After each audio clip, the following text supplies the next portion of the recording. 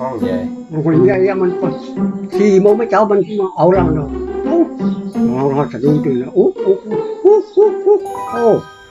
ของโน้ตพูดอยากวัดปอดช่วยโน้ตก็พูดตื่นแล้ว4 โมงอ่ะพูดแม่นพอ4 โมงโน้ตก็พูดเอาแม่นโถ่ถ้าโน้ตก็พูดห้อง4 โมงแล้วแม่นะลูกแม่ก่อน4 โมงโน้ตพูดตื่นแล้วนะแม่นตื่นเจ้ามันตื่นเจ้าโน้ตก็พูดที่พ่อเจ้า ตื่นเจ้าหรือตู้เจ้าล่ะ เจ้าเด้อเจ้า ตู้เจ้าลูกกี่โมง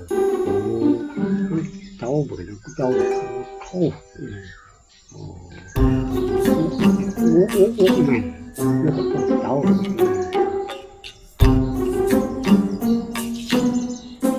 แล้วนอกอย่างแถมที่ห้องมาเจ้า มึงดิฮะ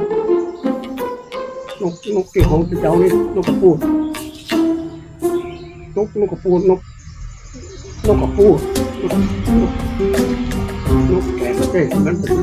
นกยางนกอย่างเงี้ยนกน้องพ่อน้องเวลาเลย4 โมง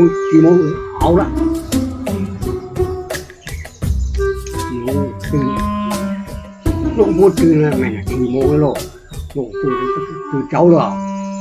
มาถึงเวลามันมันแม่นกพูด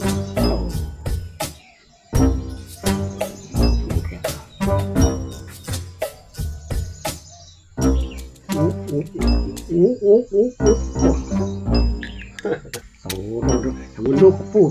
นกนี่4 โมงเจ้านกพูดมันอ้องแม่ทิ้งมาตื่นหรอ